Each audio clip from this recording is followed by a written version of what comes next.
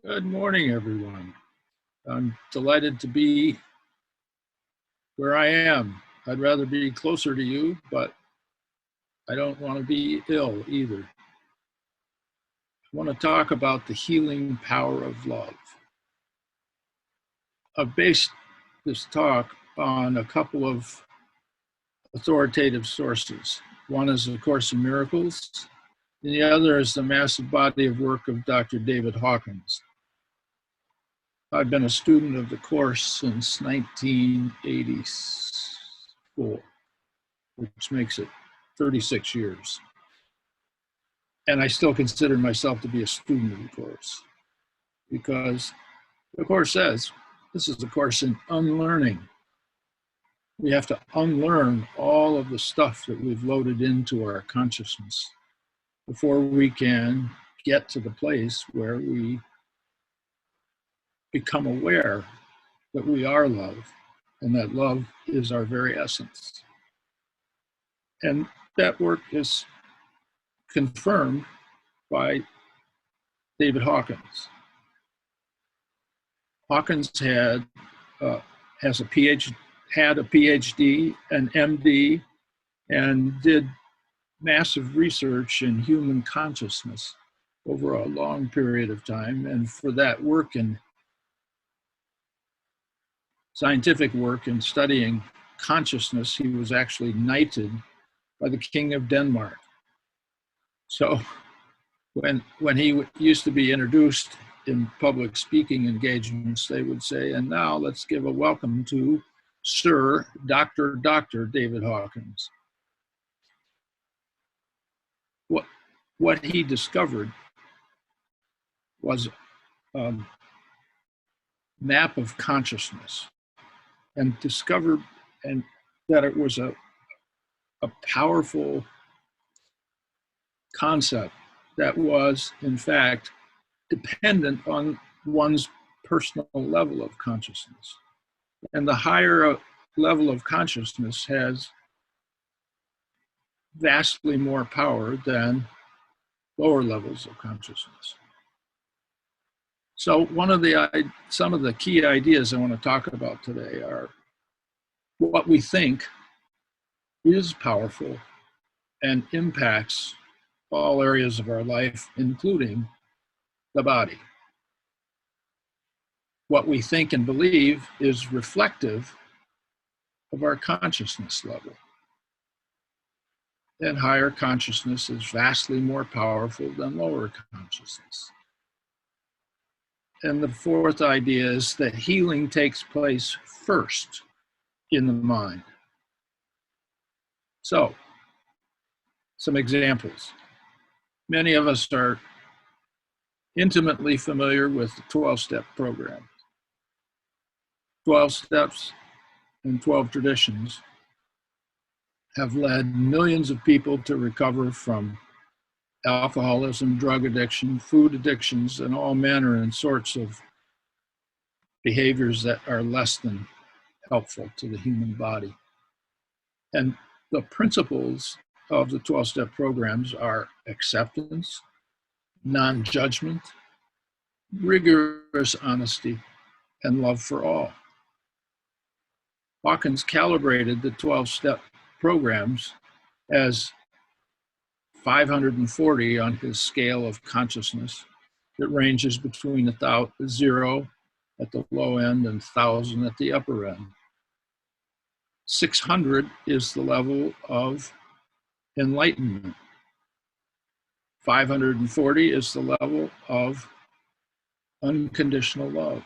And that's the way the 12-step program works, is that when someone comes in to the program for the first time, they find themselves in an energy field that calibrates at 540.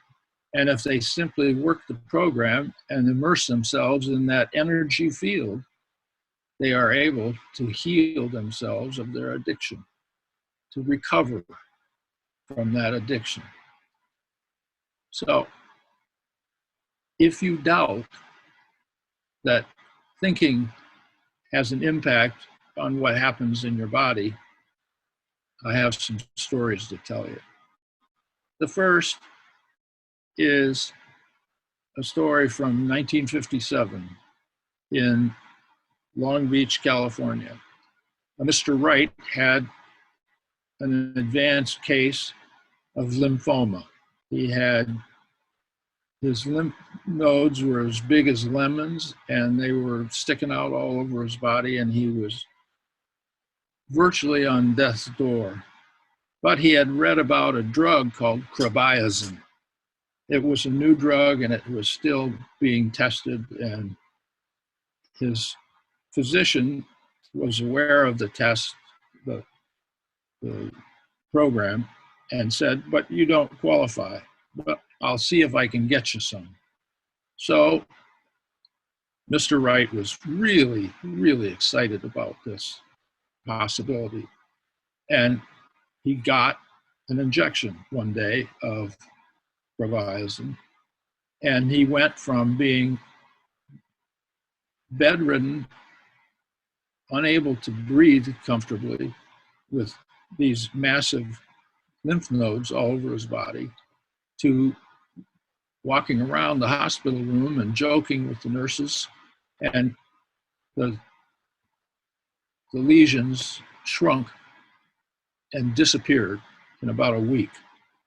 So he went out, he was discharged from the hospital. He even went back to flying his airplane. He had been a private pilot. And then a couple of months later, he read an article that carbamazine wasn't really very good. And guess what happened? Guess what happened? His tumors came roaring back. He went back in the hospital, and his doctor said, this is interesting. I wonder if I can change this outcome.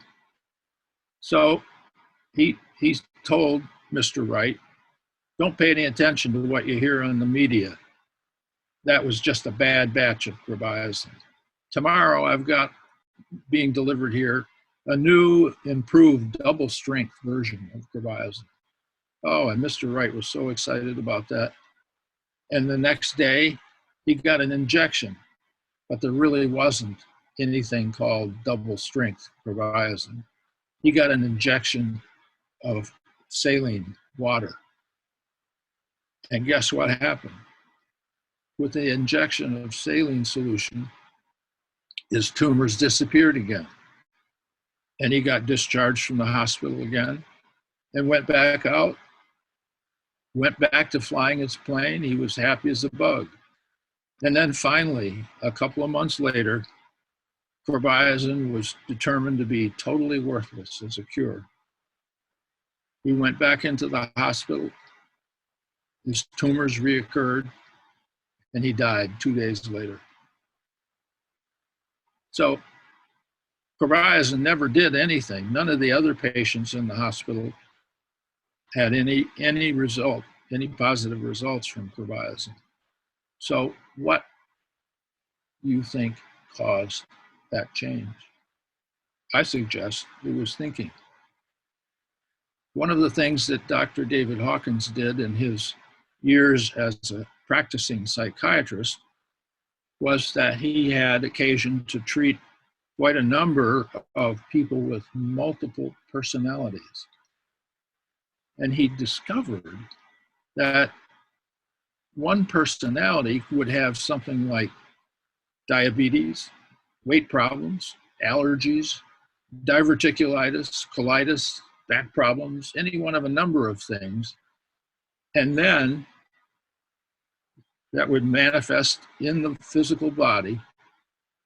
And when the other personality happened to show up, they would disappear. They would go away. Those symptoms and the diseases themselves would simply stop functioning. Because what? The personality inhabiting the body at this moment didn't happen to believe in those kinds of things. Wow. Isn't that interesting? How in the world can the same body be influenced by two different belief systems? Well, The short answer is it looks seriously like the belief system is the cause. So I have another story to tell you about Anita Morjani, who was a young woman who lived in Hong Kong around 2000. She had grown up as a child of Hindu people, and she was living in Hong Kong, and she attended a Catholic school. So she never really got clear on who she was supposed to be. She had conflicting messages, and her father very much wanted her to be a good Hindi daughter and marry young and become domesticated and be subservient to her husband. And she frankly didn't want any part of that. And so she had fears. She was a real people pleaser too. That was how she functioned in the world. In 2002, she came down with lymphoma, and she became quite ill.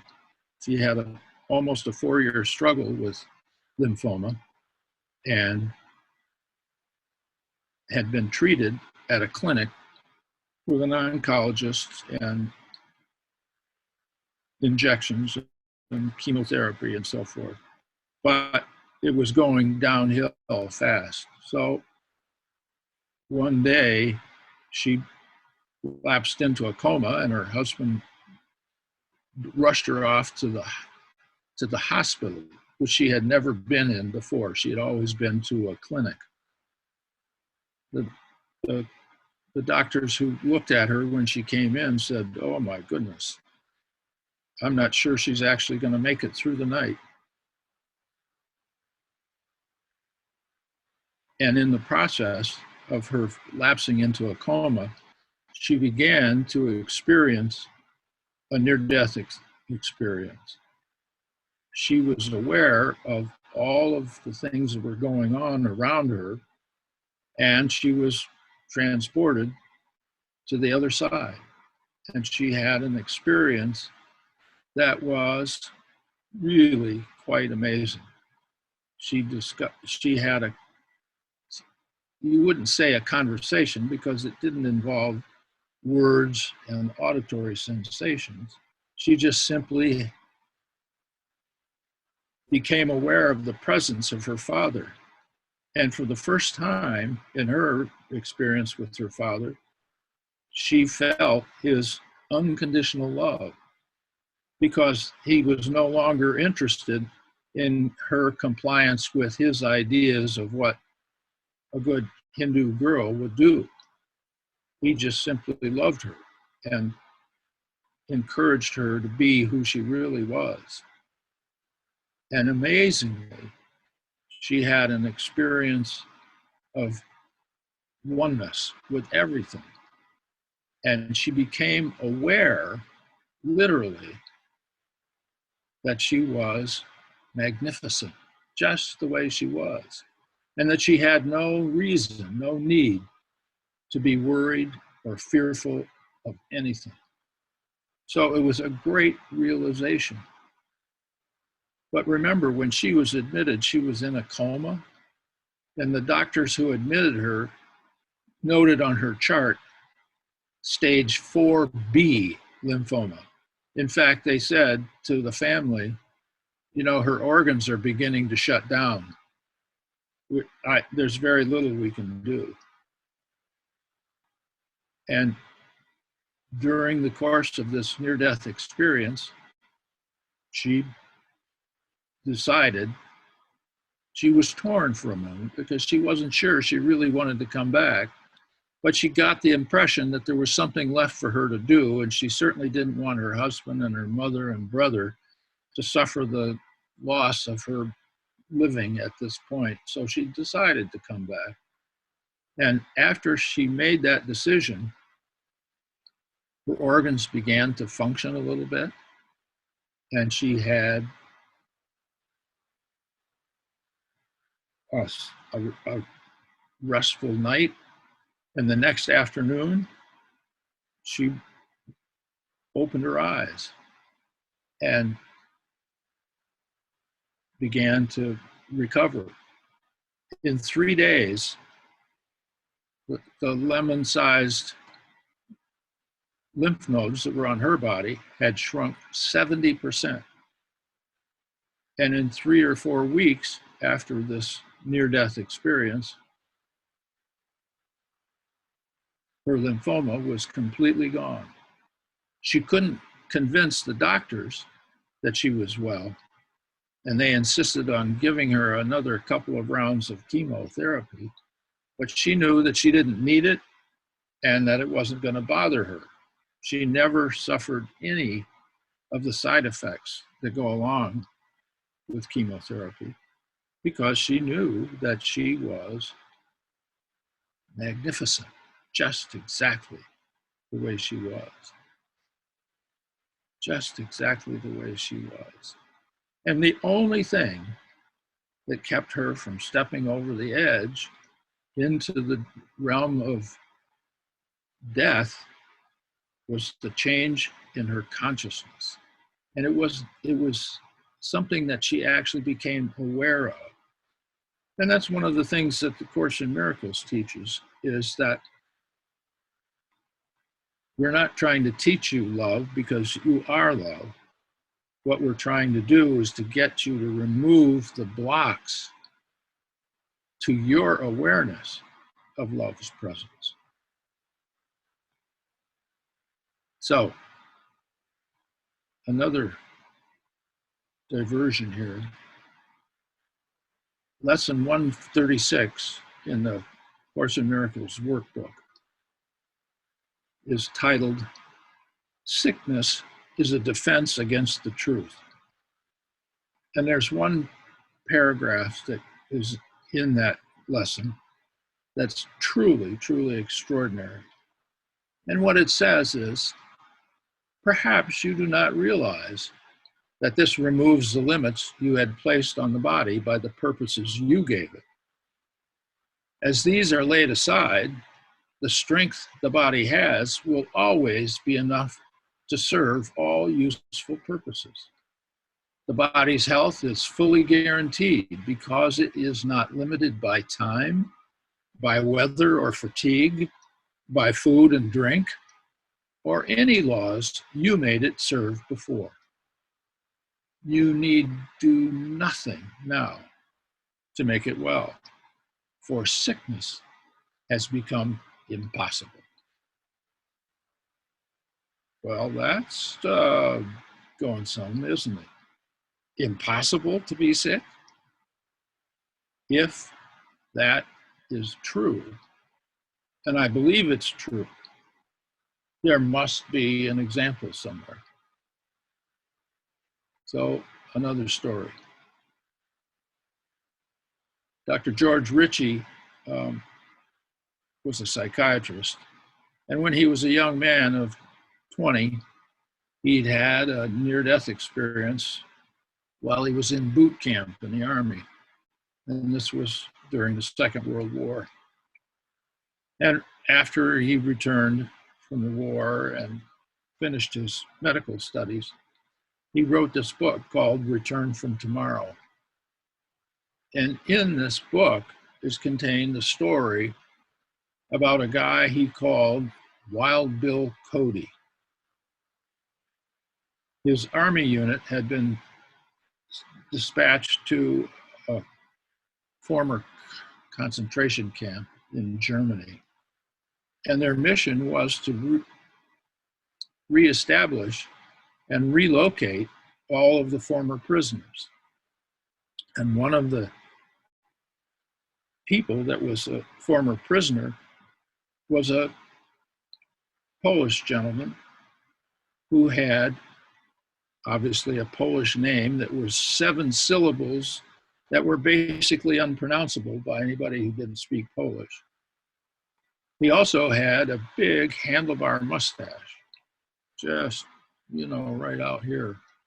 And it reminded the troops of Wild Bill Hickok and Buffalo Bill Cody. So they mashed together those two names and they called him Wild Bill Cody.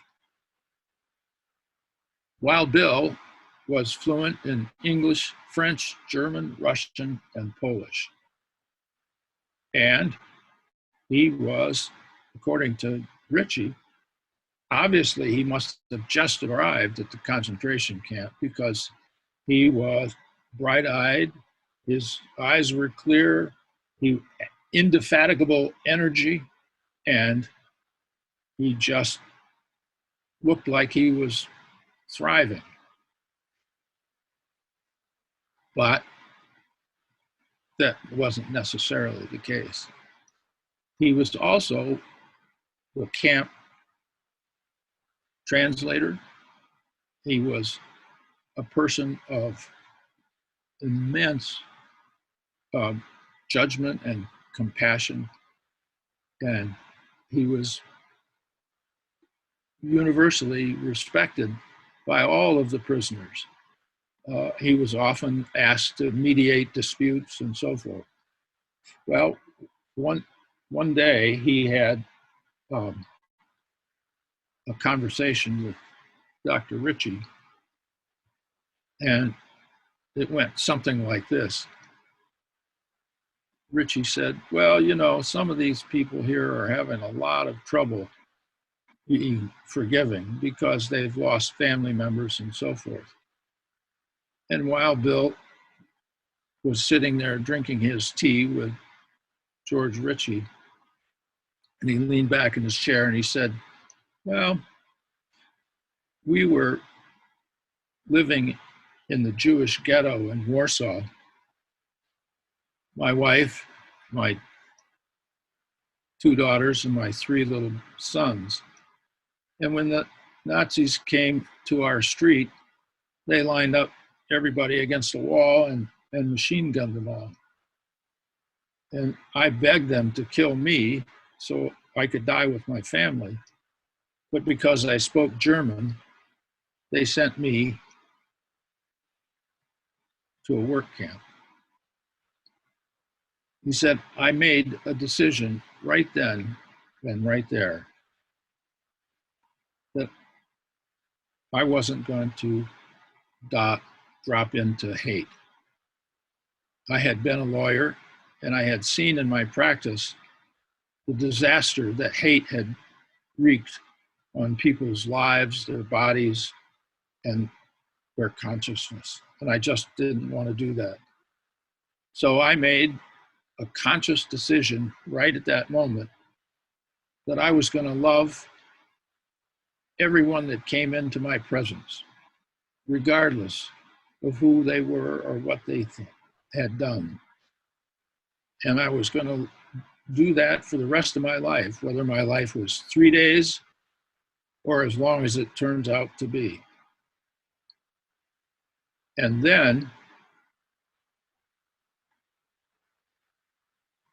what transpired was they figured out that he had been in this camp not just a short time, but he had been there for 6 years. He had lived in this concentration camp for 6 years, had the same starvation diet, lived in the same airless, disease-ridden barracks that everybody else did, and not a single instance of degradation in his physiology or any aspect of his life. In fact, he had enormous energy.